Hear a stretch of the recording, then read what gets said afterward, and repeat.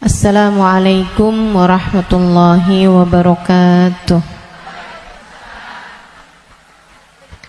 Alhamdulillah, wassalatu wassalamu ala rasulillah Muhammad ibn Abdillah wa ala alihi wa sahbihi wa man wala.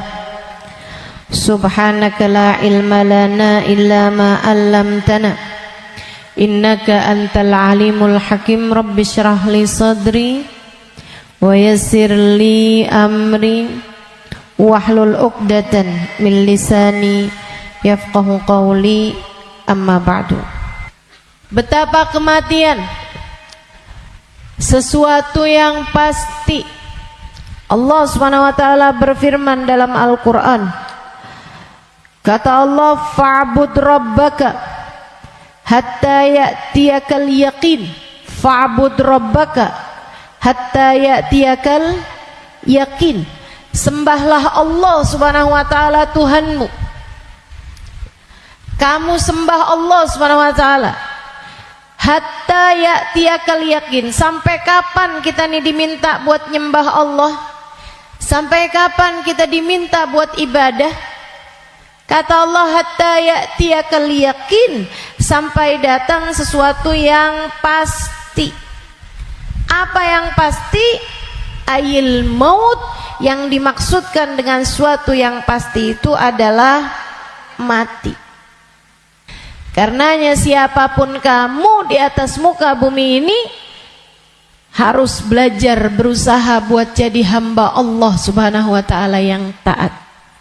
Mudah-mudahan Allah mudahkan. Amin ya rabbal alamin. Jadi orang hidup gak ada yang pasti, teman-teman. Gak ada yang pasti buat orang yang hidup.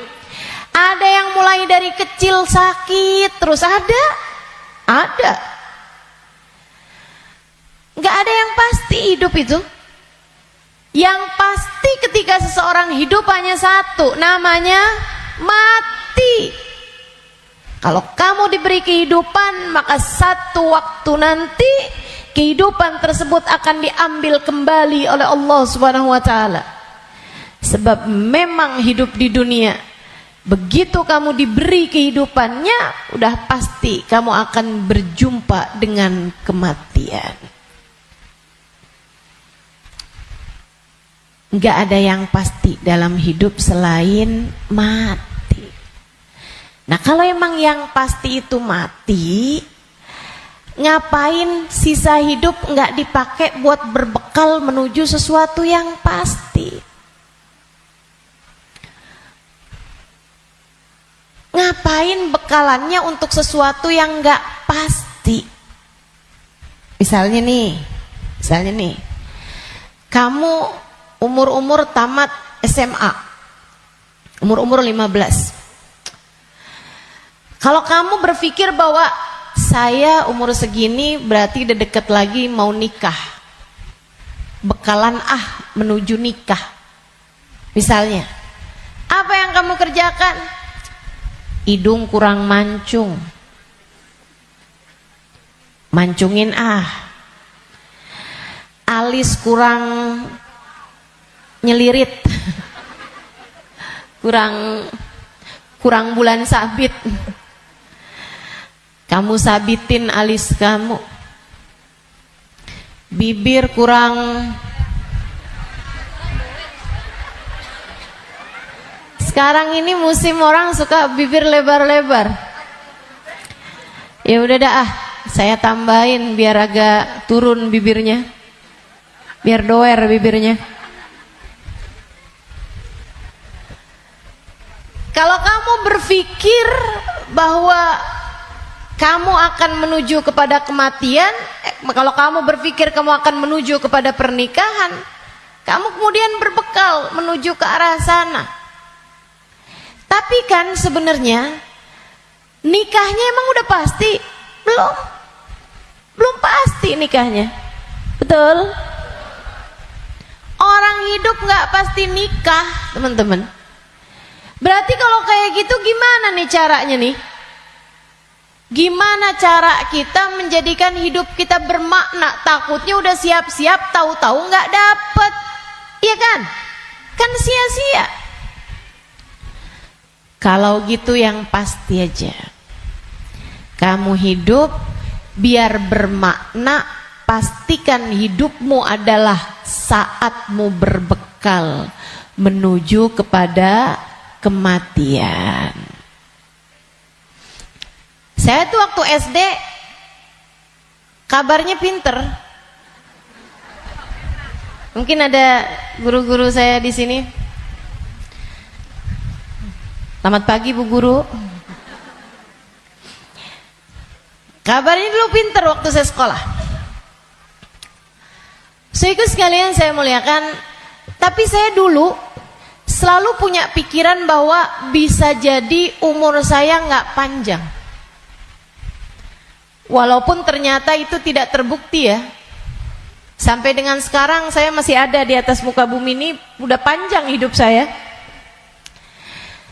Dulu itu saya selalu berpikir bahwa bisa saja umur saya nggak panjang.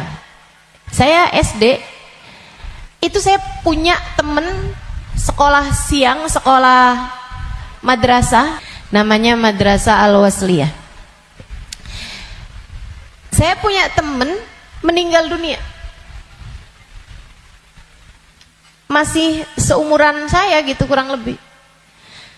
Sejak saat itu saya kayak selalu berpikir bahwa bisa jadi umur saya nggak panjang.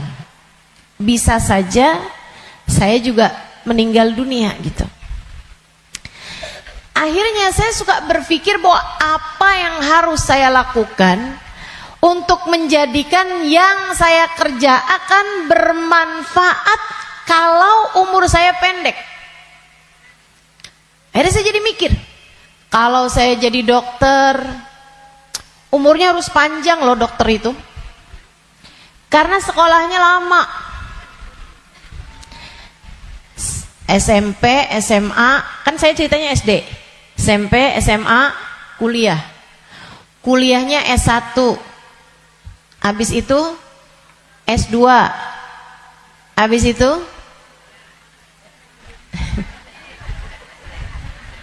ST katanya. Buat jadi dokter spesialis itu kan mesti banyak sekolahnya. Apalagi kalau mau spesialis yang spesialis lagi gitu. Buat jadi dokter yang bagus. Artinya sekolahnya tuh panjang. Baru bisa jadi dokter yang hebat, dokter yang mumpuni di atas usia 30-an tahun, bahkan mungkin 40-an tahun. Habisnya itu dia praktek mengamalkan ilmunya. Berapa lama? Sampai ketika datang ajal menjemputnya. Manfaatnya ilmunya itu berapa lama? Untuk bisa dipraktekkan bermanfaat buat umat manusia gitu. Sampai dengan berapa lama? Sebentar aja berarti. Kita aja kalau udah dirawat sama dokter yang terlalu tua rada was-was. Betul gak? Dokternya mau nulis resep, ambil kacamata dulu gitu kan. Terus nulisnya agak tangannya gemeteran. Takut kita. Ini kalau misalnya dia ngelihatnya salah-salah gitu kan. Atau dia mau nyuntik tangannya udah gemeteran, waduh udah kayaknya rada gimana gitu. Tapi kita sama dokter muda juga kita ragu-ragu. Betul gak? Coba tuh.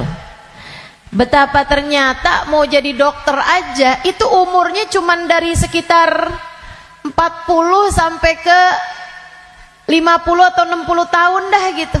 Cuman segitu doang. Sisanya udah enggak tuh. Udah enggak maksimal. Saudaraku sekalian saya muliakan, saya jadi mikir gitu. Wah, kalau gitu enggak usah jadi dokter deh. Takutnya umur-umur 30-an tahun saya meninggal, saya enggak bekalan apa-apa nih. Apa ilmu, apa hal yang bisa membuat saya bisa nggak nyesel kalau saya mati muda? Itu yang saya pikirkan lagi zaman saya SD. Hingga akhirnya saya memutuskan untuk saya akan belajar di pondok pesantren. biar saya kenal sama agama Allah, biar saya ngerti caranya jadi hamba Allah, biar saya kenal sama baginda pemimpin agama saya, baginda Nabi besar Muhammad, biar saya bisa dekat dengannya, hingga semoga begitu saya meninggal dunia saya dapat berjumpa dan bertemu dengannya.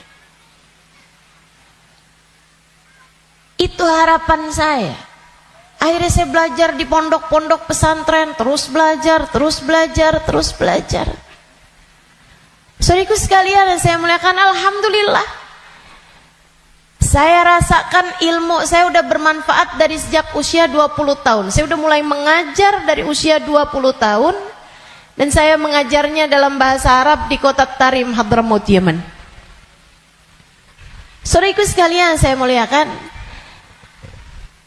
pada akhirnya kehidupan mengajarkan kita bahwa jangan mau memperjuangkan sesuatu yang tidak kamu bawa mati. Begitu saya belajar lama, saya jadi ngerti bahwa ternyata bahkan bekalan menuju kematian itu bukan ilmu yang banyak, bukan. Akan tetapi hati yang tersambung dengan Allah penciptanya, ruh. Sebab hulikatir ruhu lil abad. Ruh itu ketika diciptakan, ia diciptakan untuk selamanya. Ruh kamu ini teman-teman sekalian, ini yang akan kamu bawa mati. Hati kamu itu adalah ruh kamu, rasa kamu, ini yang akan kamu bawa mati. Kalau badan ini nggak akan kamu bawa mati. Begitu kamu mati, udah tuh nggak ada lagi urusan sama badan. Badan kamu bisa dimakan merayap-rayap tanah dan habis. Bibir kamu yang selalu kamu lipstikin, wajah kamu yang selalu kamu bedakin, mata kamu yang selalu kamu celain, pakaiin celak, kuku-kuku kamu yang selalu kamu potong setiap kali ia memanjang, badan kamu yang selalu kamu rawat, kamu kasih makan, kamu bersihkan, ini hanya akan menjadi makanan santapan rayap-rayap tanah. Ulat-ulat tanah nanti akan masuk ke lubang-lubang hidungmu. Ia akan masuk dalam seluruh anggota tubuhmu dan kamu habis. Makanya katanya Sayyidina Ali bin Abi Thalib, siapa yang kerjanya buat badannya, siapa yang hidupnya hanya mementingkan urusan tubuhnya, silakan cari pahalanya kepada rayap-rayap tanah. Silakan minta balasannya kepada rayap-rayap tanah. Ulat-ulat tanah, mereka yang senang banget, wih, mulus. Ih, badannya bagus. Enak banget nih kita makannya, katanya gitu. Saudariku sekalian yang saya muliakan, bukan untuk itu kamu diciptakan, bukan untuk itu kamu diciptakan.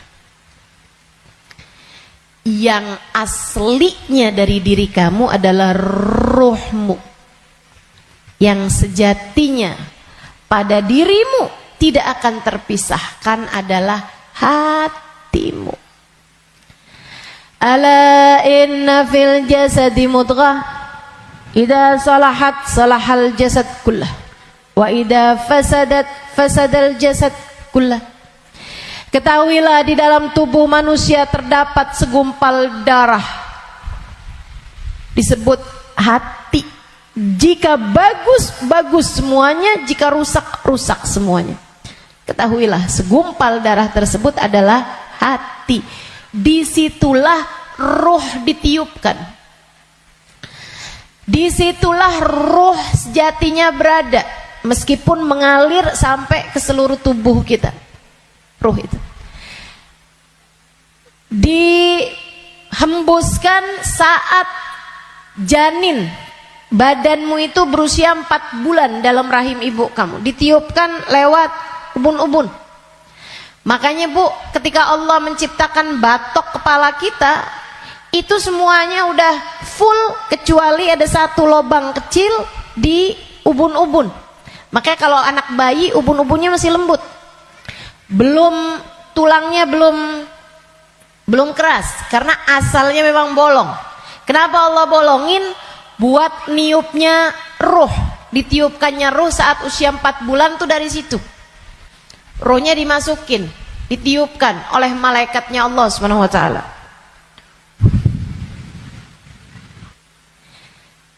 Pusatnya ditaruh di jantung atau di hati, dia pusatnya tuh ditaruh di hati, menyebar ruh tersebut sampai ke ujung-ujung jari. Itu ruh.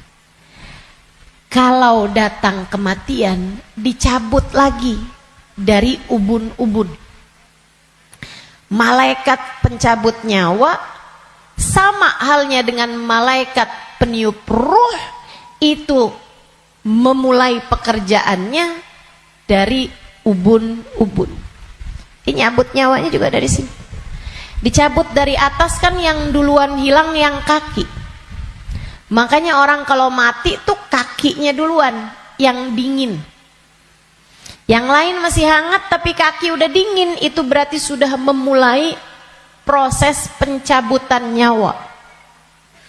Sama kayak ada prosesnya bayi ketika keluar, makanya ada istilah pembukaan 1, bukaan 2, bukaan 3 tuh. Sama halnya juga dengan peniupan ruh. Ruh juga begitu. Ketika ditiupkan dan ketika dicabut itu juga seperti itu. Ada masa-masa berhentinya, namanya sakarat. Namanya sekarat. Ala inna lil mauti sakarat, kata Nabi Muhammad SAW. Ketahuilah, kematian ada sekaratnya.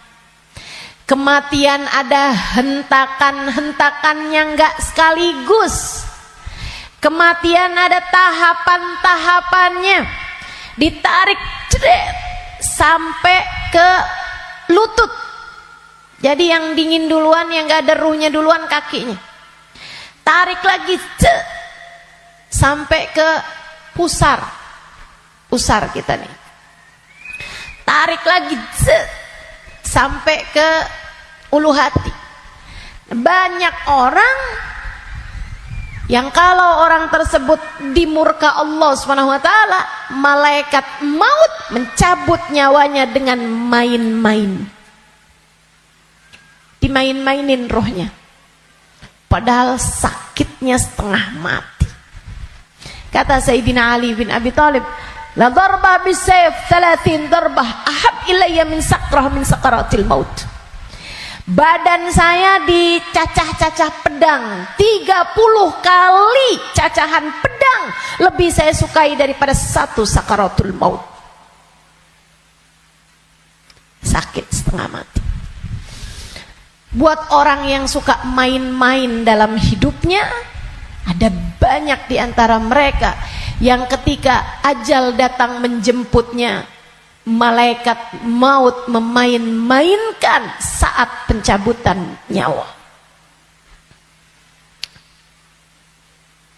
Sakitnya luar biasa. Tapi ada banyak juga hamba-hamba Allah yang hidupnya santun, yang hidupnya berakhlak pada Allah, nggak pernah main-main dalam hidupnya. Allah pun memudahkan saatnya sakaratul maut. Kayak doa orang-orang tua kita, Allahumma hawwin alaina fi sakaratil maut wan najata minan nar. Ya Allah, ringankan saatnya sakaratul maut. Dia nggak bilang, ya Allah jangan ada sakaratnya dong buat kematian saya. Nggak bisa gitu. Atau ya Allah jangan kasih saya sakit saat sakaratul maut. Nggak bisa gitu juga. Karena memang sakaratul maut itu sakit. Memang pasti sakit.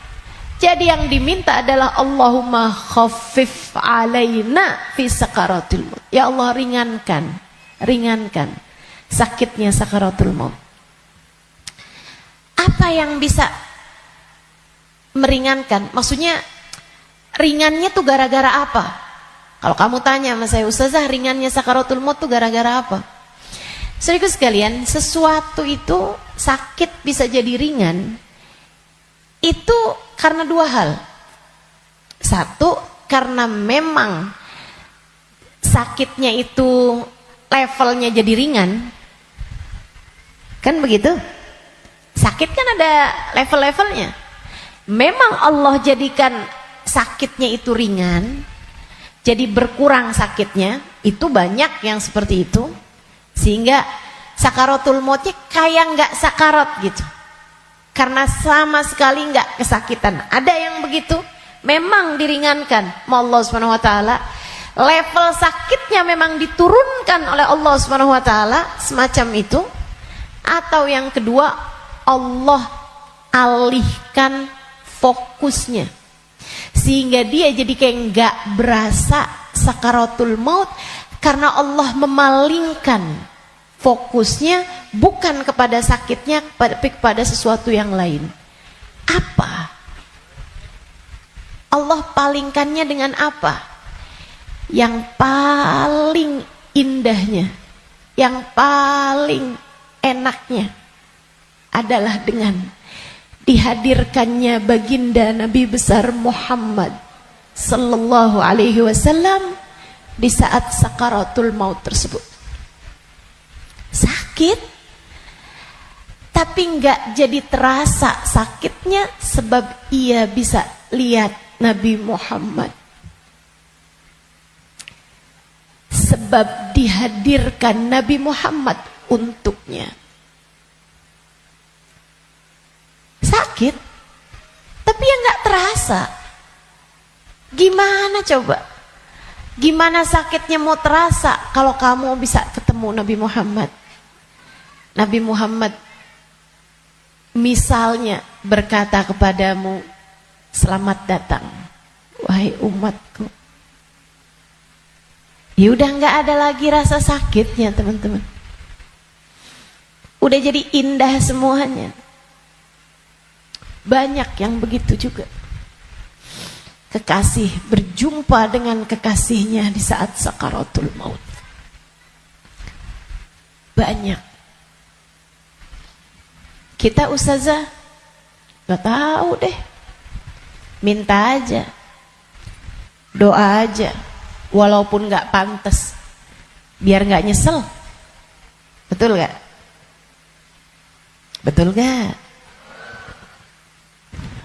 Mau doa tapi rasanya kayak nggak pantas gitu ustazah. Orang kayak saya kematiannya dijemput sama Nabi Muhammad, emang nggak pantas. Yang kayak kamu ngomongin orang, yang kayak kamu kalau sholat berantakan, betul? Ngarepin kematiannya dijemput sama Nabi Muhammad, siapa kamu? Betul gak? Sama, saya juga berpikir hal yang sama denganmu. Siapa saya? Sampai saya berharap kematian saya dijemput sama Nabi Muhammad. Tidak ada di antara kita yang pantas. Gak ada di antara kita yang layak, gak ada. Gak ada. Tidak saya, tidak kamu, sama. Tapi kita tetap berdoa, kita tetap meminta kepada Allah Subhanahu Wa Taala. Kali-kali aja doa kita diijabah. Ya, siapa tahu ya kan? Siapa tahu. Soalnya takut kalau nggak minta nyesel. Sebab Nabi Muhammad itu dermawan. Sebab Nabi Muhammad itu dermawan. Kadang-kadang orang kalau dermawan tuh kita nggak bisa kira, tahu-tahu memberi lebih dari yang kita minta. Itu sakaratul maut. Nanti habis cabut tuh dari pusar sampai ke dada. Dada, hati, itu teman-teman pusatnya. Allati tattali'u alal afidah. Sampai ketika roh tersebut nyampe di afidah, nyampe di dada, tempatnya hati kita itu, pusatnya. Makanya orang kalau ngerasa sakit hati pasti pegang dadanya gitu. Nggak ada yang pegang kepalanya, sakit hati saya. Nggak ada. Apalagi pegang kaki, sakit hati saya. Nggak ada, pasti bilang sakit hati saya gitu. Yang dipegang dada, karena memang tempatnya ruh, pusatnya itu adanya di situ. Hati kita. Itu sakaratul maut paling sakitnya tuh di situ, karena sumbernya tuh di situ. Baru kemudian dicabut lagi sampai ke ghargharah, sampai ke leher. Kau udah nyampe di ghargharah, hakikat kamu akan ditampakkan. Saat itulah kamu dibukakan langit, bisa lihat tempat balik kamu tuh surga atau neraka. Dan itu bisa terjadi tahun depan, dan itu bisa terjadi bulan depan, untukmu atau untukku. Itu bisa jadi di waktu yang masih sisa panjang, bisa jadi juga sudah tinggal sedikit lagi waktumu untuk merasakan apa yang disebut dengan sakaratul maut ini.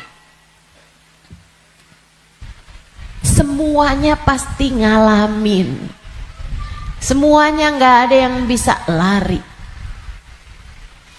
Saat ghargharah, saat nyawa udah sampai di tenggorokan, dibukakan pintu demi pintu, kata Nabi Muhammad. Ketika Nabi bercerita kepada Sayyidah Aisyah, ya Aisyah, man ahabba liqa Allah, ahabballahu liqa'ah, wa man kariha liqa Allah, karihallahu liqa'ah. Wahai Aisyah, siapa yang senang saat perjumpaannya dengan Allah, Allah pun senang berjumpa dengan dia. Siapa yang benci berjumpa dengan Allah, Allah pun benci berjumpa dengan dia. Ya Rasulullah, walakinnana nakrahul maut. Bukannya semuanya takut memati, Rasul. Takut kan gak senang. Bukankah kita semuanya takut mati, Rasul? Kalau takut mati kan artinya kita nggak seneng. Kalau kita nggak seneng, Allah nggak seneng juga dong ketemu kita. Nggak gitu Aisyah.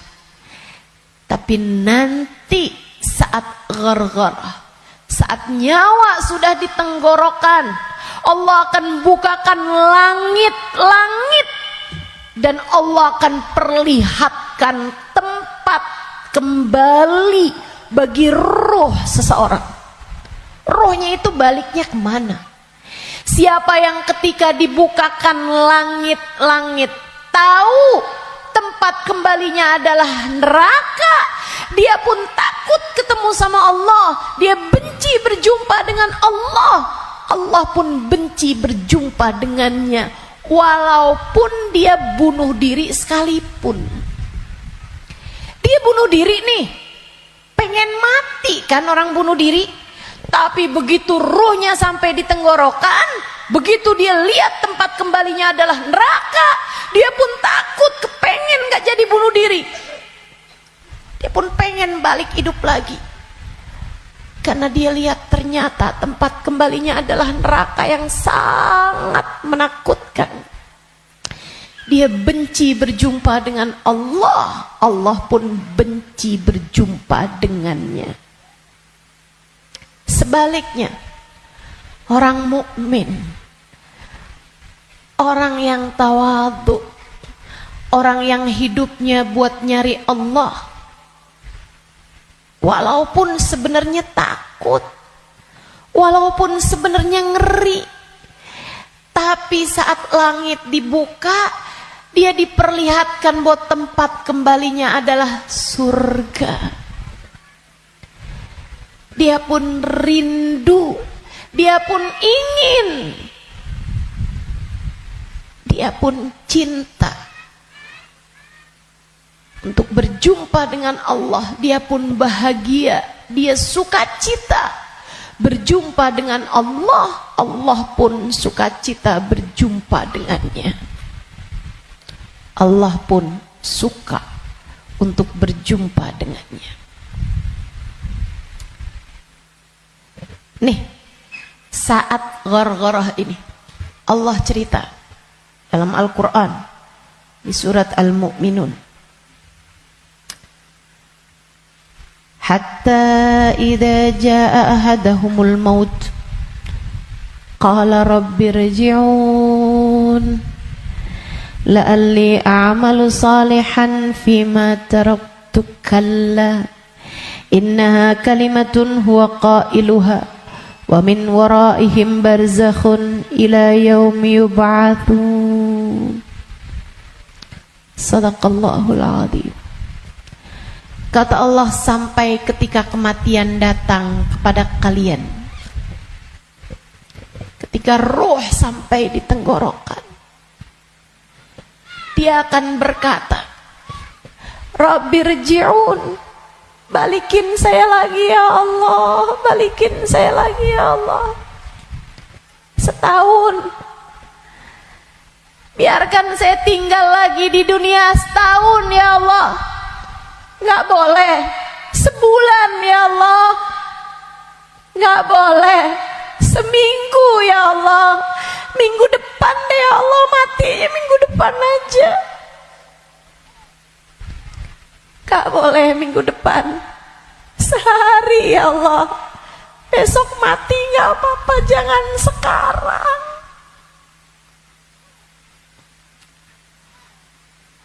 Gak boleh sejam ya Allah, sejam. Sejam lagi matinya ya Allah, balikin lagi ya Allah. Rabbirji'un la'alli a'malu salihan fima taraktu. Saya akan segera bagi-bagi harta saya buat sedekah. Saya akan segera sholawatan kepada Nabi Muhammad. Saya bakal segera baca Al-Quran. Saya bakal segera sholat. Saya mau minta maaf sama orang-orang.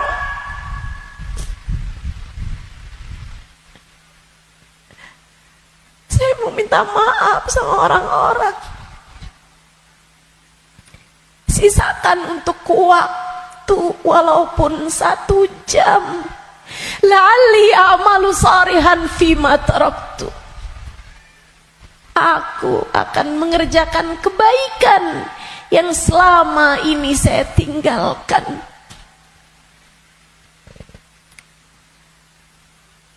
Apa jawab Allah? Kalla innaha kalimatun huwa qailuha. Enggak ada. Sekarang kalimatmu itu hanya jadi omong kosong belaka.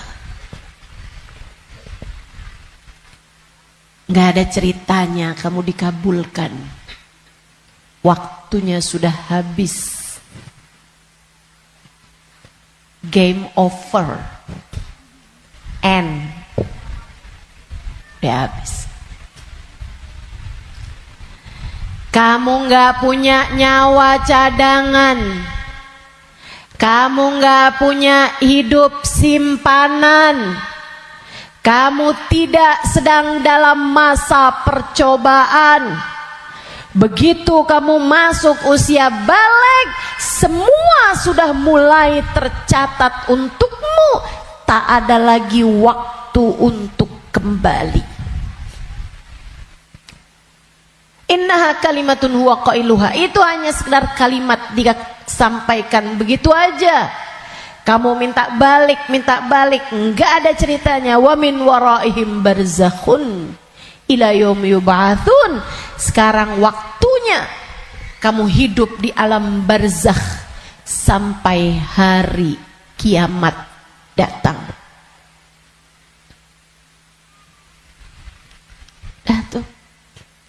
nggak bisa balik lagi. Makanya serem sama kematian teman-teman, karena dekat.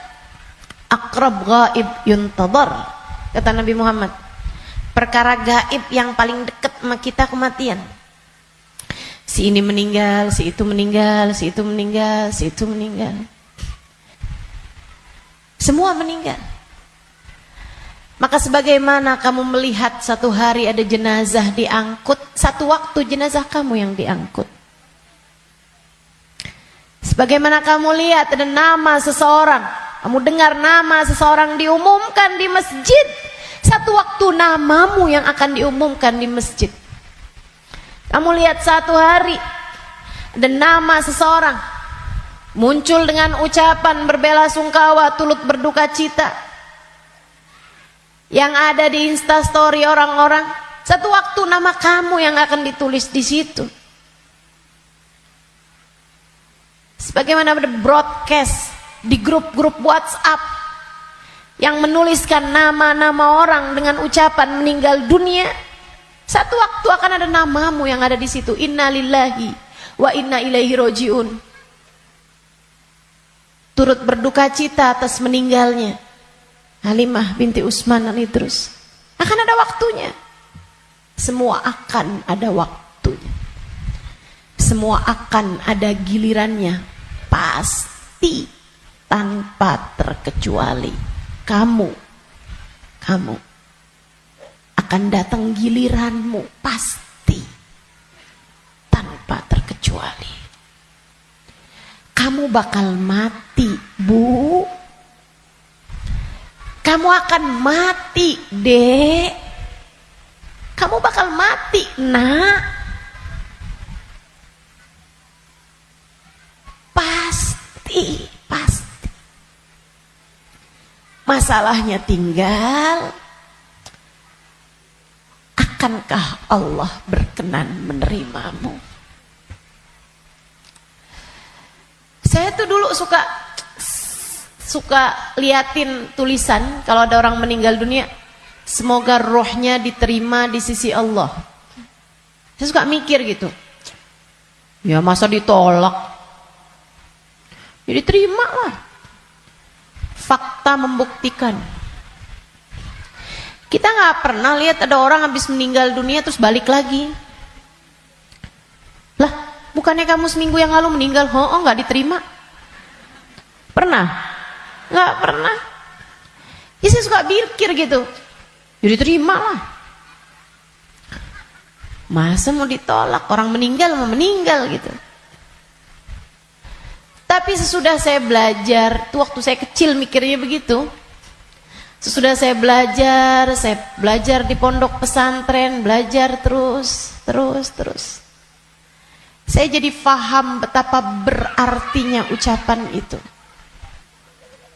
Sebab kamu, saya, ketika meninggal dunia akan menjadi salah satu dari dua kelompok orang. Ada yang ruhnya diterima di sisi Allah dengan penuh keridhaan. Ada yang ruhnya diusir dari rahmatnya Allah, sebab Allah murka kepadanya. Kalau waktu hidup kayak gini nih, kamu lagi punya perlu, kamu datang ke rumah saudaramu, ditolak dari yang satu, bisa kamu datang ke tempat saudaramu yang lain. Anak kamu harus masuk rumah sakit, harus segera dioperasi, misalnya gitu. Harus ada DP yang harus kamu bayar, atau ada keperluan apapun misalnya. Kamu bisa datang ke tempat saudaramu, dia nggak bukain pintu, kamu bisa datang ke tempat yang lain. Dia nggak ngasih, kamu bisa datang ke tempat yang lain. Kamu misalnya mau bikin kopi, gulanya nggak ada, misalnya gitu. Kamu bisa datang ke tempat saudara kamu, sebelah kamu, tetangga kamu. Nggak dikasih, nggak dibukain pintu, atau dibilang nggak ada misalnya. Bisa lagi ke tempat saudaranya, tempat sebelahnya. Orang hidup ini andai ditolak dari yang satu, kita masih punya pilihan tempat yang lain. Seapa-apanya masih ada pilihan tempat yang lain. Tapi kalau kamu meninggal dunia, kamu hanya akan menjadi wa inna ilaihi raji'un, hanya akan kembali kepada Allah Subhanahu wa taala. Kalau pintu rahmatnya Allah tertutup darimu, kalau kamu diusir dari kasih sayang Allah Subhanahu wa taala, Allah tidak berkenan menerimamu, kemana kiranya kamu akan pergi? Terusir dari pintu rahmatnya Allah, kamu mau kemana? Bu, Kak, Dek, Nak, saya sampaikan ini dengan sungguh-sungguh. Jangan pernah mau main-main dalam hidupmu. Jangan main-main sama hidup. Sebab selama kamu hidup, kematian masih akan membayangi. Dan begitu datang kematian sementara Allah belum ridho kepadamu, sangat mungkin rohmu tidak diterima Allah, hingga Allah pun mengusirmu dari pintu rahmatnya, dan kamu dikembalikan kepada lembah kemurkaannya.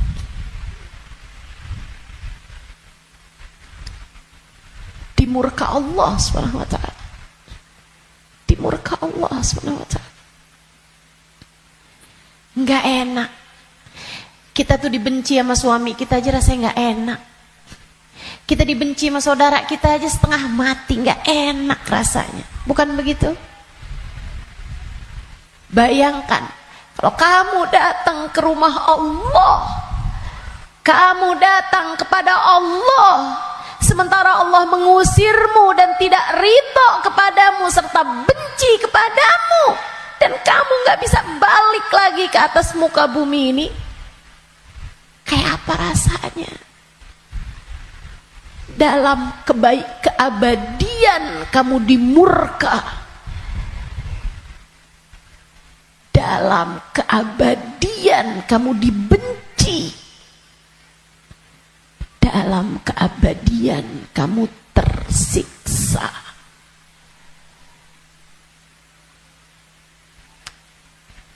Nggak akan sabar, nggak akan sabar. Makanya sekarang nih di dunia kamu masih bisa sabar. Kalau lagi nggak enak sabar aja. Malam-malam ngantuk mau tahajud, yang sabar. Bangun tahajud, yang sabar. Biar nanti kamu gak ketemu waktu dimana kamu tidak akan sabar menghadapinya. Kamu gak akan kuat ngadepinnya. Sekarang kamu kuat. Buat puasa kamu kuat, buat baca Quran kamu kuat, buat hadir majelis taklim kamu kuat, buat baca maulid kamu kuat, buat berbuat baik pada orang tua kamu kuat, buat berbuat baik sama suami kamu kuat, buat doain anak-anak kamu kuat, buat ngurusin rumah kamu kuat, buat ngerjain kebaikan-kebaikan kamu kuat. Maka kerjakan apa yang kamu kuat untuk menghindarkan diri dari sesuatu yang kamu gak bakal kuat. Bertahanlah terus. Bertahanlah untuk tetap menjadi solehah. Yang sabar jadi solehah. Tetaplah jadi hamba Allah yang solehah. Gak kuat nih saya, enggak, kamu kuat, kamu kuat. Saya gak kuat lagi Ustazah ngadepin suami kayak begini. Kuat, kamu kuat. Saya gak kuat lagi Ustazah ngadepin orang tua saya nih Ustazah. Kuat, kamu kuat. Gak kuat lagi saya ngadepin anak-anak saya Ustazah. Kamu kuat, kamu kuat. Kamu kuat. Saya gak kuat puasa, kuat, kuat. Saya kuat tahajud, kuat. Saya nggak kuat baca zikir habis duhur, habis subuh ke isyraq, kuat. Saya nggak kuat baca ratib malam-malam hari, ngantuk saya, kuat.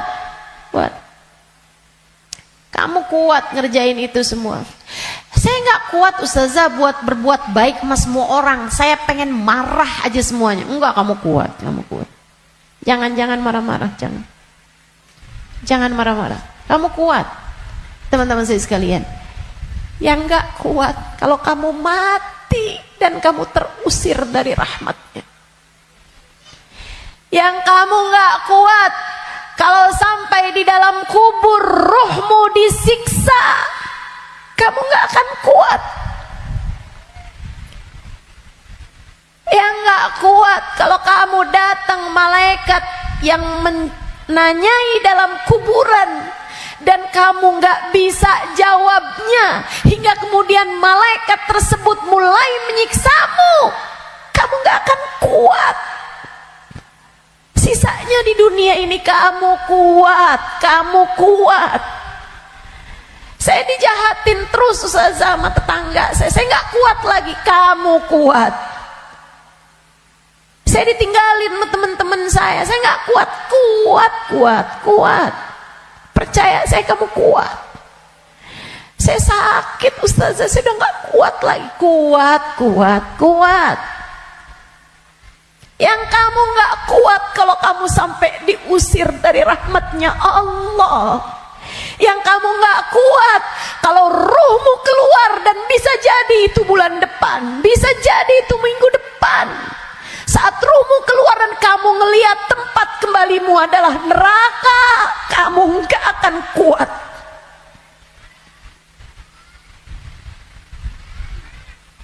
Gak akan kuat.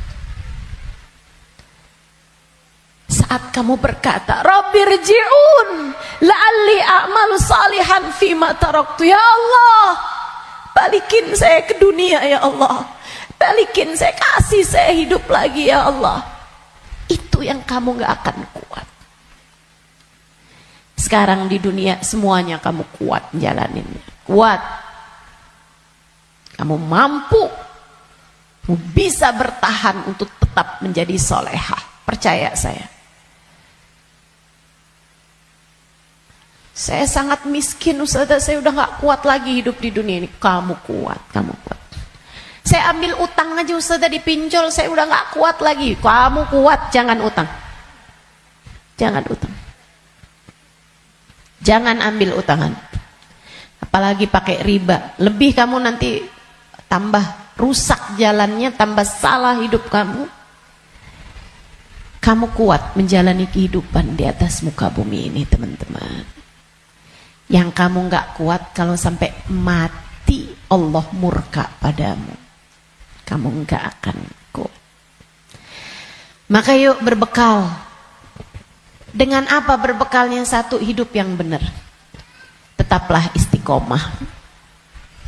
Sholat jangan ditinggal, ibadah jangan ditinggal. Apa yang kamu bisa kerjain. Sedekah biar kata sedikit jangan ditinggal. Saya orang miskin ustazah, saya nggak bisa sedekah banyak-banyak. Tapi kamu masak, banyakin kuahnya kata Nabi. Bagiin tetangga, kasihin tetangga kamu pas kamu lagi masak. Saya nggak bisa sedekah ustazah. Tapi kamu masak nasi, pakai sambal. Iya. Apa? Tempe goreng, banyakin, sisain dikit buat tetangga kamu, kasih buat orang yang susah juga yang ada di sekitarmu.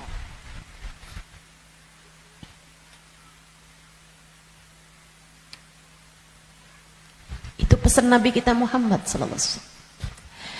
Berbuat baik. Saya nggak bisa ustazah, saya nggak ada sesuatu yang bisa saya sedekahkan. Senyum bisa bukan? Kamu punya bibir? Ya punya sih ustazah. Ya udah senyum aja kalau gitu. Ketemu orang, bisa nyenengin orang, apa kabar? Sehat? Atau Saat kamu bangun di waktu malam, kamu angkat tanganmu, kemudian kamu bilang, ya Allah, sayangi tetangga-tetangga saya ya Allah, sayangi teman-teman saya ya Allah, ampuni dosa-dosa mereka ya Allah, orang di kampung saya ya Allah, ampuni dosa-dosanya ya Allah. Sedekah kamu buat mereka, kebaikan kamu buat mereka. Berbuat baik semampu yang kamu bisa, sebisa yang kamu mampu. Apaan aja. Bahkan sekedar kalimat pujian buat suami kamu. Alhamdulillah kamu sehat, saya senang kalau kamu udah sehat. Kata-kata yang enak gitu. Jangan sakit lagi ya, saya kesian kalau lihat kamu sakit.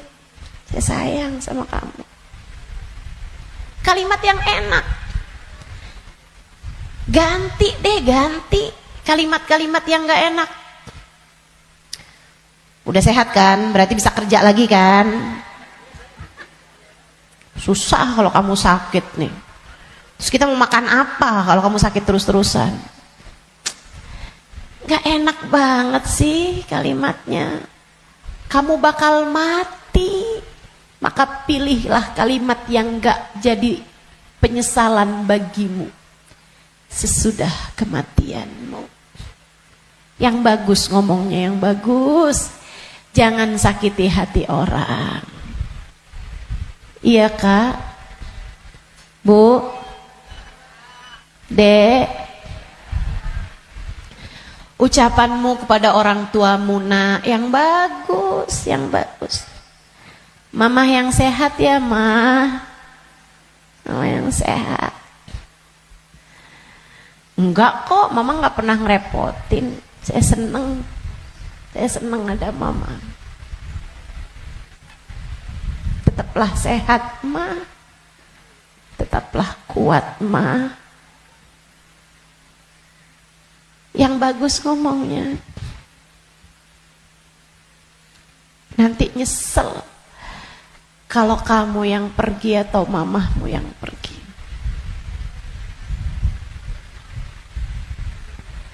Kepada abahmu, ayahmu, gitu juga. Ngomong yang bagus-bagus aja. Biar nggak tambah banyak penyesalanmu ketika datang ajal menjemputmu. Apapun dari kebaikan yang bisa kamu lakukan, lakukanlah. Udah nggak usah pakai mikir-mikir.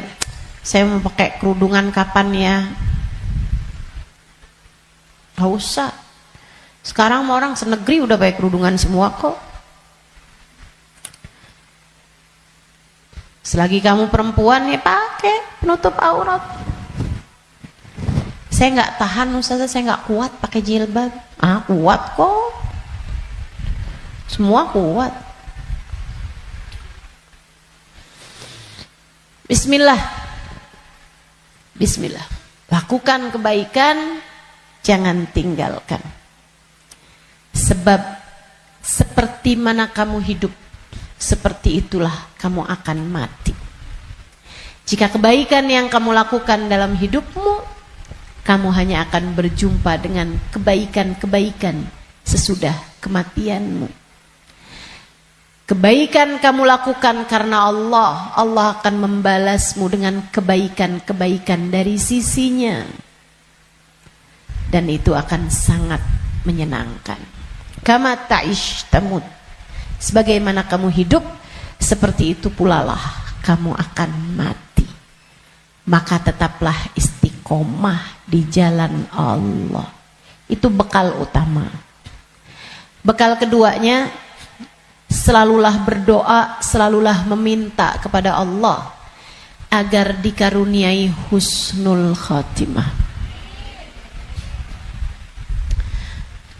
Sering-sering minta, ya muqallibal qulub, tsabbit qalbi ala dinik. Wahai zat yang membolak-balikan hati, tetapkanlah hati kami berada dalam keimanan kepadamu. Selalulah berdoa, Rabbana la tuzigh qulubana ba'da idh hadaitana wa hab lana min ladunka rahmatan innaka antal wahhab. Ya Allah, jangan pernah kau cabut hidayah iman yang telah kau anugerahkan kepadaku. Anugerahkanlah pula untuk kami rahmatmu. Sesungguhnya engkau adalah zat yang maha memberi. Selalulah berdoa, Ya Allah biha, Ya Allah biha, Ya Allah bihusnil khatimah, Ya Allah biha, Ya Allah biha, Ya Allah bihusnil khatimah. Ya Allah, aku mohon padamu, Ya Allah, aku minta padamu husnul khatimah, Ya Allah. Akhir kehidupan yang baik. Kematian dengan membawa iman. Kematian sedangkan Kau berkenan menerima kami, Ya Allah. Terus doa, terus minta sama Allah. Sebab la yarudul qada illa doa. Tidak ada yang dapat menolak takdir buruk selain doa. Doa terus, doa terus, doa terus. Kalau ada waktunya doa tuh, kayak lagi majelis, kemudian silahkan berdoa, silahkan sampaikan hajatmu. Habis sholat, jangan dulu langsung bangun, sebelum kamu berzikir kemudian berdoa, kan begitu. Nah kalau doa jangan minta dunia mulu teman-teman. Kalau semua doa mau minta dunia, habis dunianya selesai kamu bawa apa? Kamu punya apa? Minta juga. Urusan akhirat malah justru jauh lebih penting daripada meminta urusan dunia yang akan kamu tinggalkan begitu kamu mati. Jangan kalau doa yang diminta duit lagi, duit lagi. Jangan kalau doa yang diminta jodoh lagi, jodoh lagi. Atau biar hati suami nggak berpaling, itu aja yang kamu minta. Biar suami nggak poligami, ustazah, itu terus doa saya ustazah. Bukan hanya itu yang kamu perlukan teman-teman. Doa urusan dunia tuh kalau bisa sekedarnya aja. Karena hidup di dunia ini qalil, sedikit, katanya Imamul Haddad, tabalagh bil qalili minal qalili. Bekelan dunia ini sedikit aja lah, karena dunianya itu emang sedikit. Dikit lagi juga mati.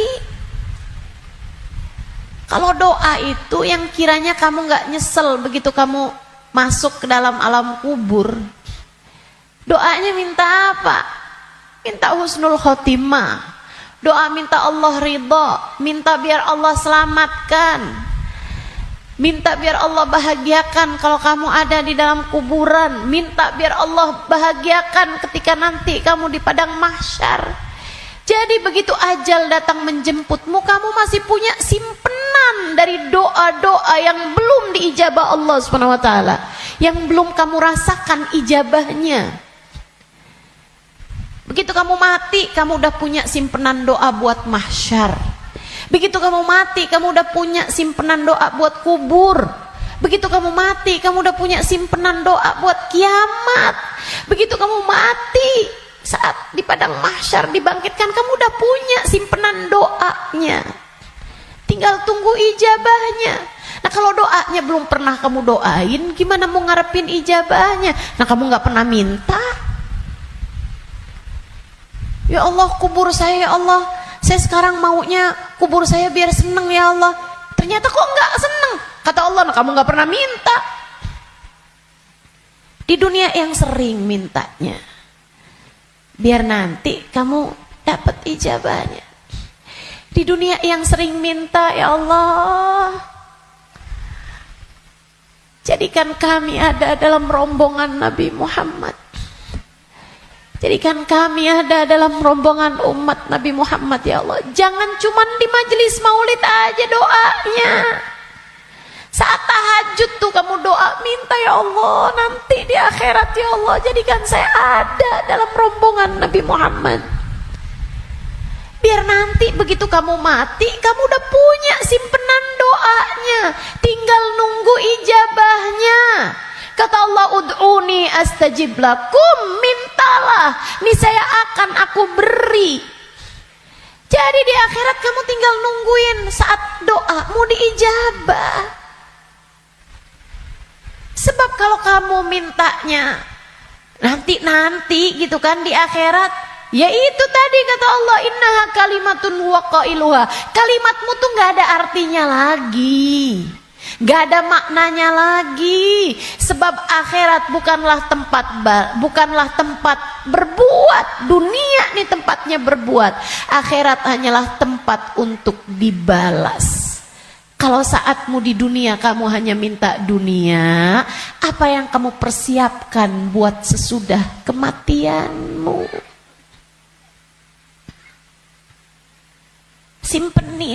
Simpenin doa-doa yang banyak buat akhirat, karena akhirat itu jauh lebih panjang, jauh lebih penting, jauh lebih berarti, jauh lebih bermakna. Dunia ini hanya sebentar, teman-teman. Jangan sampai nyesel. Jangan sampai nyesel. Doa. Doa tidak pernah hanya sekedar. Itu adalah semua yang kamu perlukan. Kita semua perlu doa. Semua perlu doa. Makanya banyak-banyak doa. Minta sama Allah agar kehidupan kamu sesudah kematian menjadi kehidupan yang menyenangkan. Amin ya Rabbal. Satu tadi istiqomah taat, bekal menuju kematian ya. Yang kedua tadi apa? Doa. Yang ketiga, teman-teman saudariku sekalian, bekal menuju kematian itu ampunan dari Allah Subhanahu wa taala. Itu bisa kamu dapat dengan memohon ampunan, beristighfar dan bertaubat, meninggalkan dosa-dosa. Kamu mau berbekal menuju kematianmu, tinggalin dosa. Tinggalin dosa. Tinggalin dosa. Udah deh, ucapkan selamat tinggal buat dosa-dosa. Adik-adik yang sudah umur 20-an tahun, belum datang jodoh, Ustazah saya pacaran ya. Jangan. Kenapa Ustazah? Dosa. Tinggalin dosa. Kamu belum tentu punya waktunya buat taubat. Kamu belum tentu sisa waktumu itu mencukupi untuk kamu bertaubat. Nggak usah deket-deket sama dosa. Ya Ustazah, kalau nggak pacaran kita nggak nikah Ustazah. Siapa bilang? Banyak kok orang-orang nikah nggak pakai pacaran. Dan banyak juga orang pacarannya sama siapa, nikahnya sama siapa. Betul? Betul? Ngapain kamu menghabiskan energi, menghabiskan rasa hanya untuk menjaga jodoh orang? Ngapain? Udah jauh lebih aman kamu gak usah jagain jodoh orang, kamu jagain hidup kamu sendiri. Sebab yang akan mendapatkan balasannya adalah dirimu sendiri. Dek, Nabi Muhammad tuh seneng sama pemuda-pemuda yang taat, lebih daripada senengnya Nabi Muhammad sama orang-orang tua yang taat. Jadi kamu gak usah nunggu tua buat taat, kamu gak usah nunggu tua buat deket sama Nabi Muhammad. Justru di saat kamu masih muda, andai pun kamu nanti sampai tua, justru di saat muda nih kesempatan kamu buat deket sama Nabi Muhammad. Sebab Nabi senang sama pemuda-pemudi yang hidup dalam menjalani taat kepada Allah Subhanahu wa taala. Dijanjiin barengan sama Nabi Muhammad. dijanjiin ada dalam naungan di bawah arasnya Allah di saat tidak ada naungan kecuali naungan Allah. Syab nasya fi taatillah, pemuda, pemudi, laki-laki, perempuan, muda yang hidup dalam taat pada Allah Subhanahu wa taala. Kamu umur masih 17 tahun tapi sudah istiqomah tahajud, Nabi cinta padamu. Kamu umur masih 17-18 tahun, akan tetapi kamu istiqomah baca Al-Quran, Nabi cinta padamu. Umur masih belasan tahun, tapi kamu udah punya zikiran yang kamu istiqomahkan baca. Kamu udah punya solawatan yang kamu istiqomahkan baca. Kamu bahkan nyaris hafal kitab-kitab maulid yang berisi sejarah hidupnya Nabi Muhammad. Fix, kamu pantas dicinta sama Nabi Muhammad.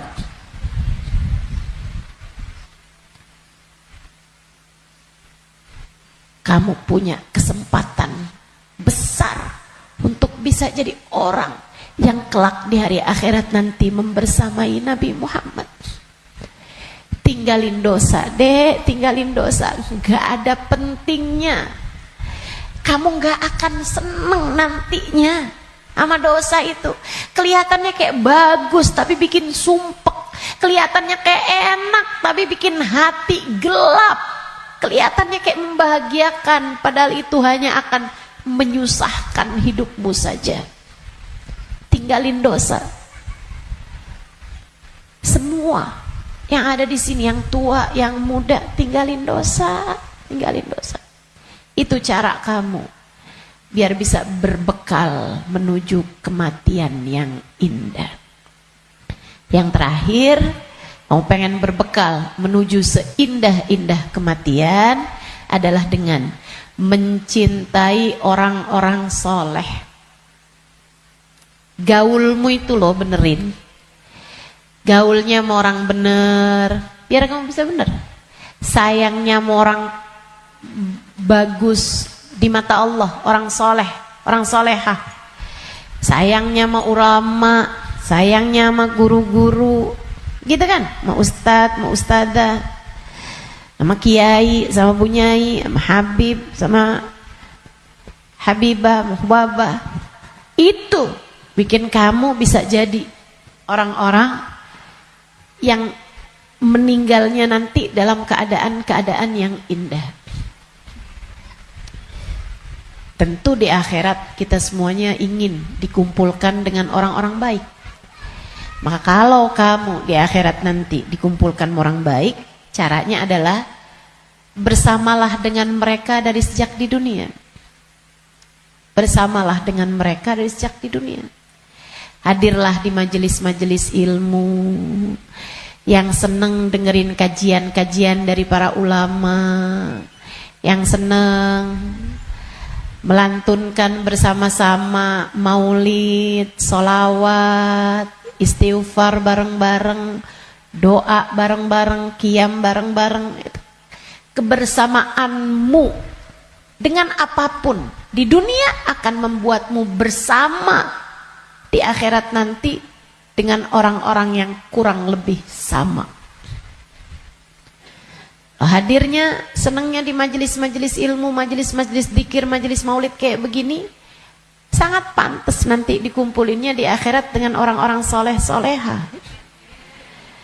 Kamu pikir orang-orang soleh-solehah kumpulnya di mana kalau bukan di tempat-tempat yang semacam ini? Makanya ayo bismillah, cintai mereka. Andai pun kamu nggak lagi bersama dengan mereka, para ulama-ulama, para hamba-hamba Allah soleh-soleha, tetaplah bersama dengan mereka dalam doa. Saat doa tuh, saat doa, sertakan hamba-hamba Allah yang soleh-soleha. Guru-gurumu doain, ulama-ulama doain, orang-orang tercinta di sisi Allah doain. Ustazah, Kan nggak manfaat ya Ustazah. Saya ini kan orang punya banyak dosa, ngapain doain guru-guru saya? Orang-orang taat semua, ahli-ahli ibadah semua, ngapain saya doain? Saya jauh lebih perlu buat didoain sama mereka daripada saya mendoakan mereka. Andai pun begitu, ini masalah keberpihakan. Ini masalah kebersamaan. Ini masalah urusan penautan hati. Teman-teman saudaraku sekalian, saya doakan guru-guru saya doakan Habib Umar bin Hafid, saya doakan Hubabah Nur, saya doakan Habib Zain bin Smith, saya doakan mereka biar hidupnya menyenangkan, biar betah hidupnya di dunia, biar sehat. Saya doakan mereka biar semakin dicinta Allah, semakin disayang Allah. Saya doakan semoga lancar dakwahnya, semoga bahagia hidupnya. Saya doakan. Teman-teman saudaraku sekalian, saya doakan. Walaupun saya yakin saya lebih memerlukan doa mereka daripada doa saya. Apalah arti doa saya untuk mereka? Saya tahu itu. Tapi saya tetap berdoa untuk sebuah keberpihakan. Saya doa untuk sebuah keberpihakan. Saya doa. Teman-teman saudaraku sekalian saya muliakan, kamu tahu nggak? Kalau ada artis-artis dunia, aktor-aktor dunia, pemain bola sakit misalnya, yang doain ribuan orang, yang doain bahkan mungkin jutaan orang mendoakan orang tersebut, yang bahkan mohon maaf banyak diantara mereka yang nggak beriman kepada Allah.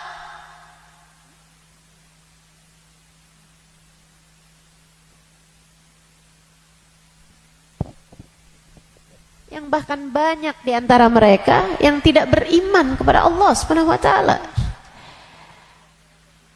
Kenapa orang-orang mau mendoakan orang tersebut? Itu dia tuh namanya keberpihakan, penautan hati.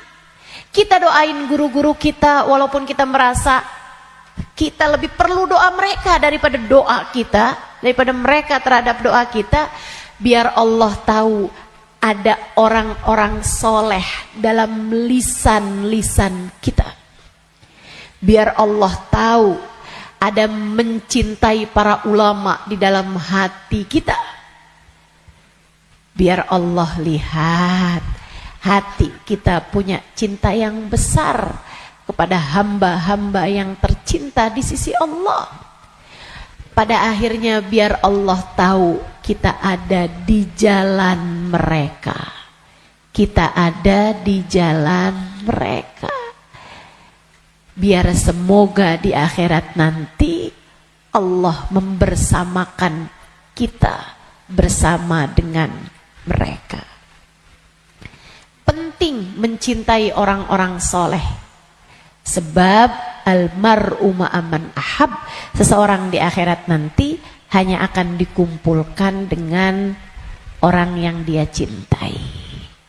Dan yang paling penting buat kita cintai, nomor satu, yang ada di puncaknya adalah baginda kita Nabi besar Muhammad. Maka bekal terbesar untukmu datang di negeri akhirat adalah dengan kamu mencintai dan banyak menyebut nama Nabi Muhammad dalam solawat-solawatmu kepadanya. Kata beliau, siapa yang suka memuliakan akhir-akhir segala sesuatu, Allah akan memuliakan akhir kehidupannya dengan husnul khotimah. Allah itu menjadikan al-umur bi khawatimiha. Segala urusan tergantung dari bagaimana akhirnya.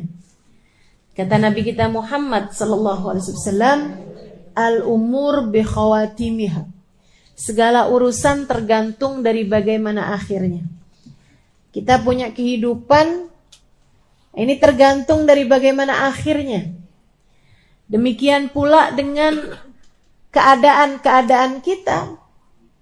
Allah Subhanahu wa taala menjadikan akhir-akhir segala sesuatu tuh yang paling bagusnya. Kayak makanan aja, kata Nabi Muhammad, al-barakah fil akhir.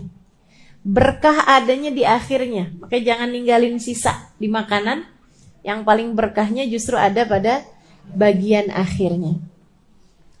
Saudaraku sekalian saya muliakan, hari nih, sepanjang hari sama sepanjang malam, yang paling bagus bagian akhirnya. Sepanjang hari ini paling bagusnya saat menjelang maghrib. Saat sore tuh. Jelang-jelang maghrib. Sama waktu paling afdol bahkan dalam sehari semalam adalah bagian terakhir dari waktu malam. Thuluthul lailil akhir. Sepertiga malam yang terakhir. Bahkan dalam hadis Nabi Muhammad SAW mengatakan, Innallaha yanzil fi thuluthil lailil akhir wa yunadi hal min mustaghfirin hal min taib. Sesungguhnya Allah Subhanahu wa taala turun di sepertiga malam yang terakhir. Kemudian manggil-manggil. Mana nih di antara hambaku yang mau bertaubat, yang mau kembali, aku akan terima. Mana nih di antara hambaku yang mohon pertolongan, aku akan beri padanya pertolongan. Siapa nih di antara hambaku yang memohon ampunan, aku akan beri padanya ampunan. Hal min talib hajatin, siapa nih di antara hambaku yang meminta satu hajat, fauniluhul matalib, maka aku akan kabulkan segala hajat-hajatnya. Waktu paling mustajab di akhir malam, sesaat menjelang subuh. Sampai-sampai dikatakan ma'uqitatil wilayah illa fi jawfil lail. Tidak diberikan kewalian kecuali di malam yang sangat gelap, di kegelapan malam. Kapan kegelapan malam? Malam semakin gelap, pertanda fajar sebentar lagi terbit.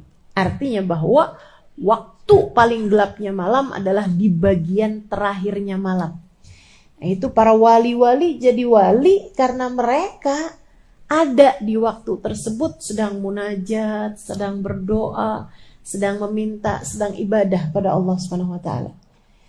Jadi kalau lagi mikir gitu, jangan-jangan saya wali.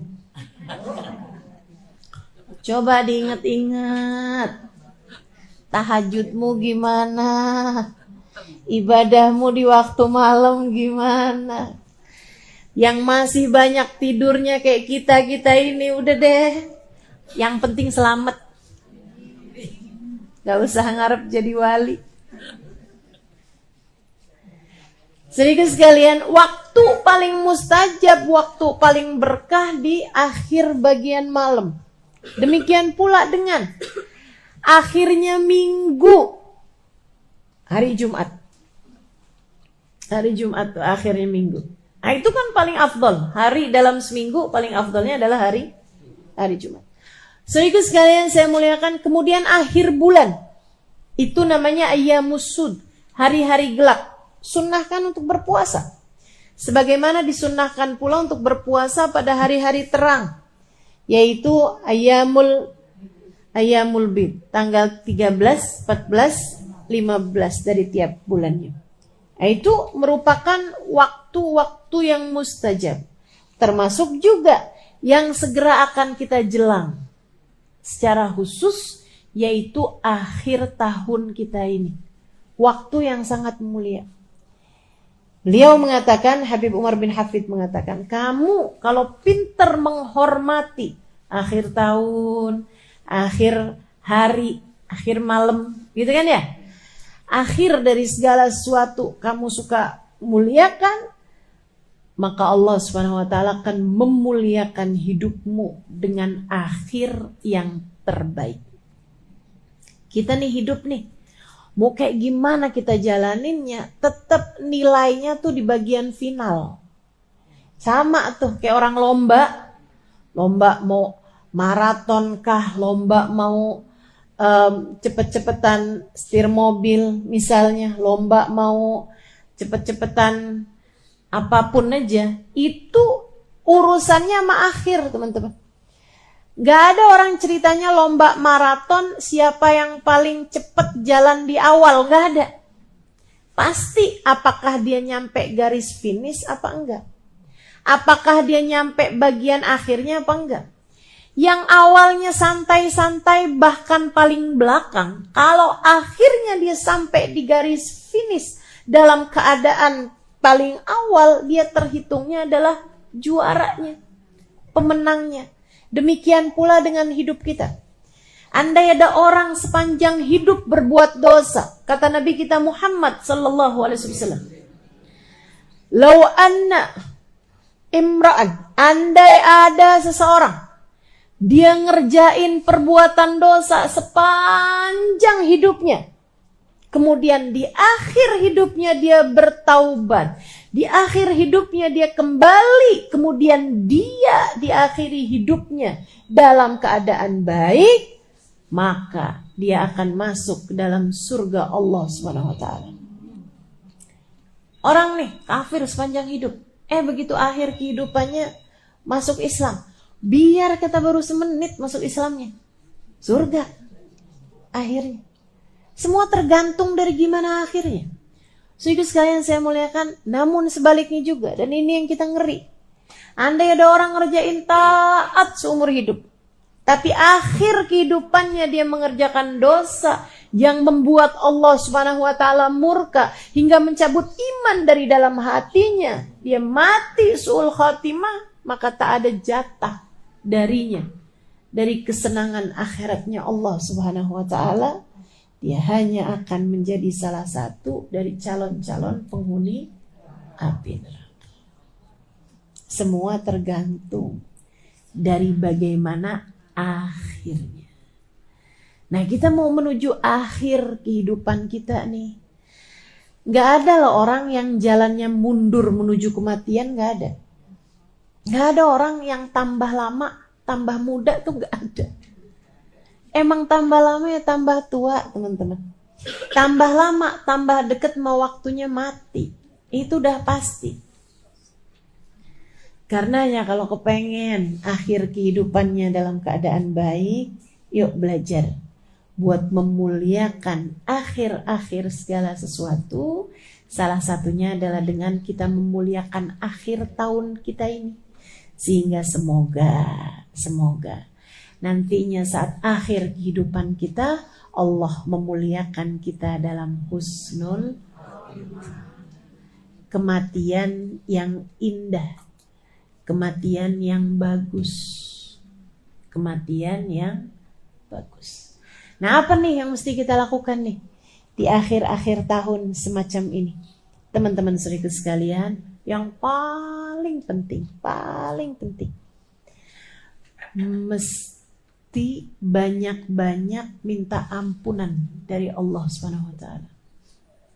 Istighfarnya mesti kita perbanyak. Emang dosanya banyak, minta ampunnya kan mesti banyak juga. Katanya ulama, kalau kamu ngerasa nggak bisa nyamain ahli ibadah dalam ibadah mereka, sekurangnya samain ahli taubat dalam permohonan ampun mereka.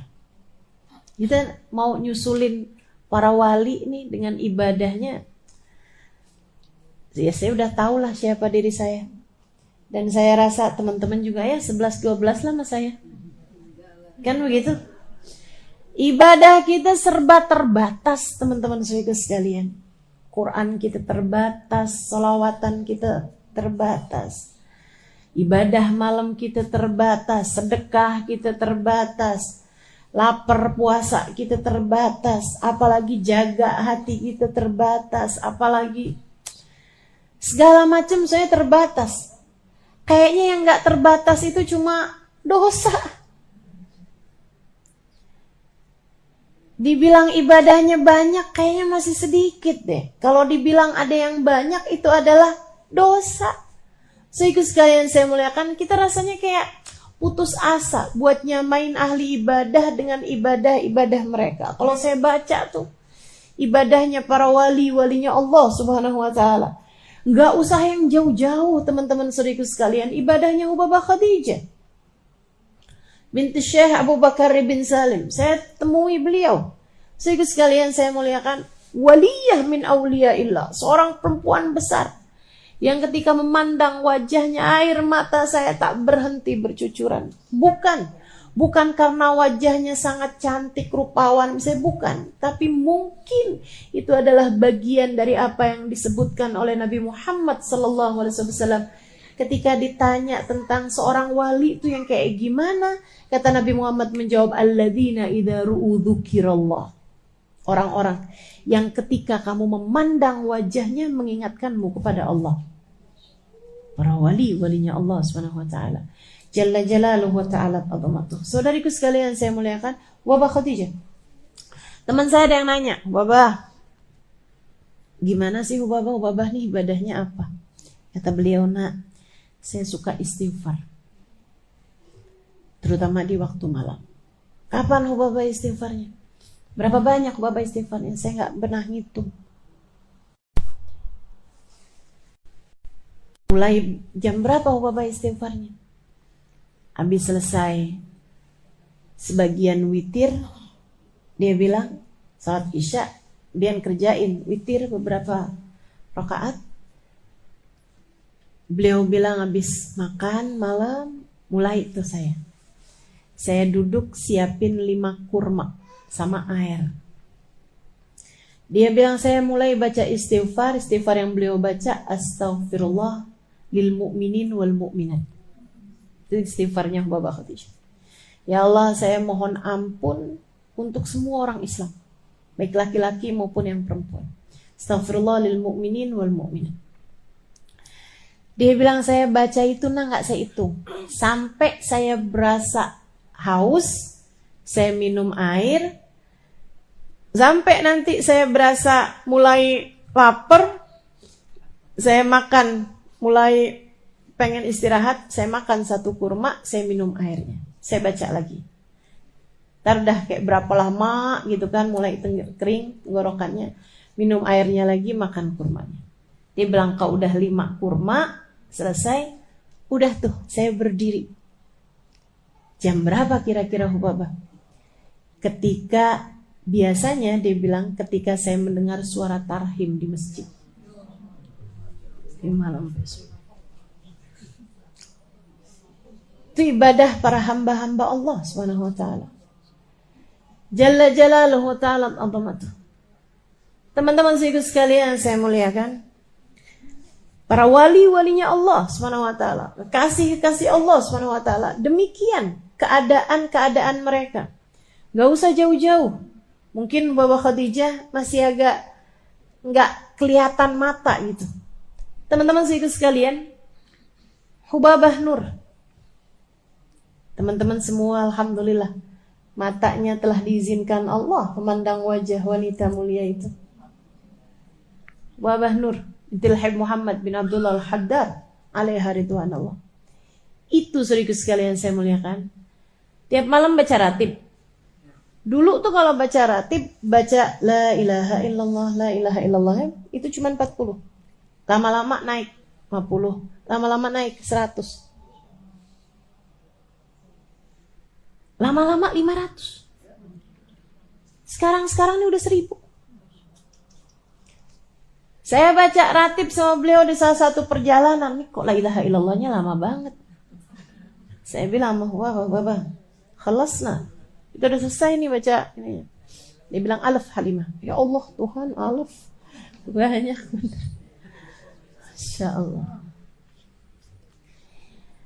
Beliau, saudaraku sekalian saya muliakan, ada tuh teman-teman saya ajakin waktu itu bulan Ramadan.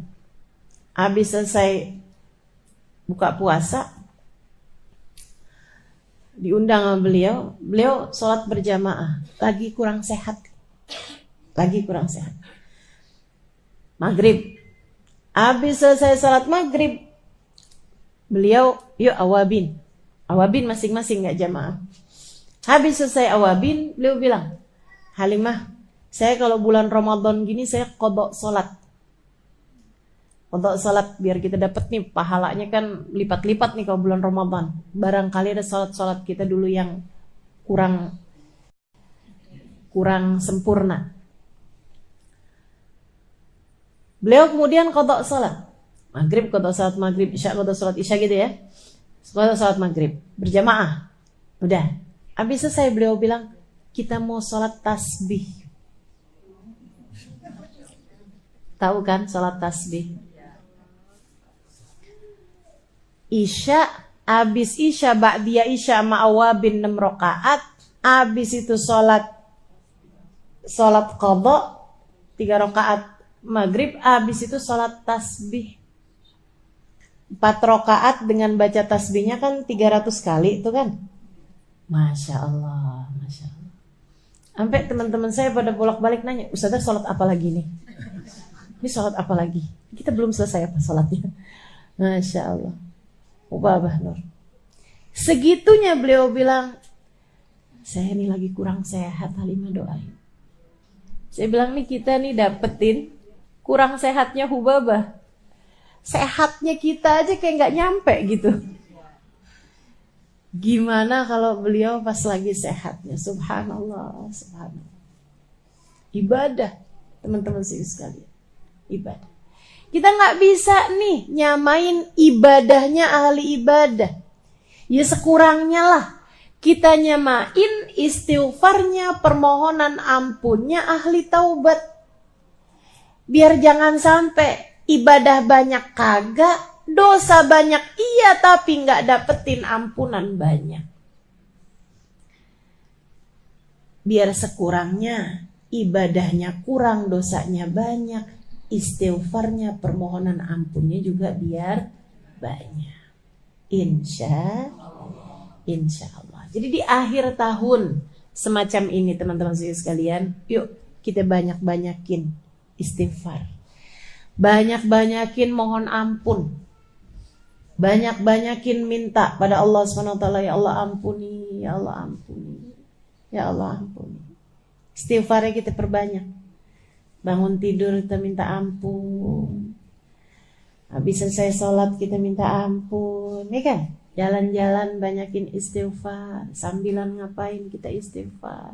Istighfar terus, minta maaf. Minta ampun sama Allah SWT. Allahumma anta rabbi wa ana abduk. La ilaha illa anta khalaqtani. Ya Allah, Engkau adalah Tuhanku, aku adalah hambamu. Ya Allah, Engkau telah menciptakan aku. Khalaqtani fa ana abduka wa ana ala ahdika wa wa'dika mastata'tu. Kau telah menciptakan aku, maka semestinya aku menepati janji dan melaksanakan perintah-perintahmu. Tapi ya Allah, abu'u laka bi ni'matika alayya wa abu'u bi dzambi. Kau datang padaku dengan berbagai macam kenikmatan, sementara aku datang padamu dengan bertubi-tubi dosa. Faghfirli fa innahu la yaghfiru dzunuba illa anta. Ampuni aku ya Allah, tak ada yang dapat melakukannya selain Engkau. Perlu banyak ampunan, teman-teman. Kita ini perlu banyak ampunan. Minta ampun, dilebihin dari biasanya di akhir-akhir hari ini. Di 10 hari terakhir dari tahun ini. Minta maaf sama orang-orang di sekeliling kita. Bukannya lebaran Ustazah, kemarinan udah. Iya lagi. Terutama kadang nih kita minta maaf sama orang-orang yang jauh sama kita. Teman-teman SD. Segini tua ya. Teman-teman pas lagi reunian gitu kan. Kita minta maaf sama orang-orang luar-luar sana tuh. Tapi gilirannya orang-orang dekat kita kadang kelupaan. Mesti serius minta maaf sama anak-anaknya. Mesti serius minta maaf sama suami. Apalagi yang masih ada orang tua. Mesti serius minta maaf sama orang tua. Kita ridho sama orang tuanya. Mesti serius minta maaf sama yang ada di rumah kita. kalau ada pembantu rumah tangga, yang paling banyak kita interaksi, yang paling banyak berkemungkinan kita berbuat dosa. Ya kan? Semakin jarang ketemu kan semakin jarang mestinya kita berbuat salah sama dia. Tapi giliran yang sering-sering ketemu ini kan yang paling mungkin. Ada ucapan kita yang gak benar, gak enak, ada perlakuan kita yang menyinggung perasaan, ada perbuatan kita yang merendahkan, dan seterusnya. Buat yang pada masih punya suami, penting buat minta halal, minta ridha suaminya. Gak usah nunggu sakit. Pas lagi sakit baru minta maaf. Takutnya mati mendadak. Mati gak pakai sakit kan kapan tuh mau minta maafnya? Mendingan mesti sering-sering aja minta maaf, mesti sering minta ridha. Ini di hari-hari terakhir dari tahun ini nih. Pas lagi ada kesempatannya yang enak, minta maaf teman-teman saya sekalian. Memang sering ketemunya pasti sering banyak salahnya kan? Betul gak? Jarang-jarang ketemunya ya insya Allah jarang-jarang juga salahnya. Mudah-mudahan Allah ampuni dosa-dosa kita. Ustazah, kalau kita bikin salam orang tua, kita bikin salam sama suami, itu antara kita sama dia dosanya? Iya, antara kita sama dia dan antara kita sama Allah. Dua-duanya tuh. Kenapa gitu? Sebab Allah minta kita buat hormat sama mereka. Sebab Allah minta kita buat hormat sama suami kita. Karenanya misalnya nih, kita bikin salah yang suami nggak tahu. Luaran kita ngomongin suami kita, misalnya suami kita nggak denger, nggak tahu. Dosa apa nggak dosa tuh? Dianya kan nggak tahu, dia nggak tahu apa-apa. Jadi sekalian, lain dengan kamu ngambil duit di saku baju dia atau di dompet dia gitu. Atau di ATM dia gitu kan. Nah, kalau itu dosa antara kamu sama suami itu udah pasti. Tapi kalau misalnya kita ngerjain dosa yang suami kita nggak tahu, itu dosanya antara kita sama dia aja atau antara kita sama Allah SWT. Dosa antara kita sama dia karena dianya nggak tahu, nggak dosa kita. Tapi yang lebih besar adalah dosa antara kita sama Allah SWT. Makanya anak-anak muda nih, terutama yang berumah tangganya masih baru awal-awal gitu kan. Ya saya berharapnya seperti itu. Walaupun kadang-kadang orang tua juga suka ada yang genit juga. Malam-malam suaminya udah tidur, dia WhatsAppan sama laki-laki lain gitu kan. Dia ngeliat di scroll misalnya, terus dia kirim DM ke laki-laki di luaran sana, ditanggapi, suaminya nggak tahu, betul, suaminya nggak tahu, tapi Allah tahu. Dan Allah SWT yang memerintahkan kita untuk bisa jaga diri kita, untuk bisa jaga harga diri kita, untuk bisa jaga hati suami kita. Yang minta kita melakukannya adalah Allah SWT. Maka meskipun suami kita nggak tahu, kita tetap dosa. Karena dosanya bukan hanya urusan antara kita dengan suami, melainkan dosa antara urusan kita dengan Allah SWT. Jalla Jalaluhu ta'ala.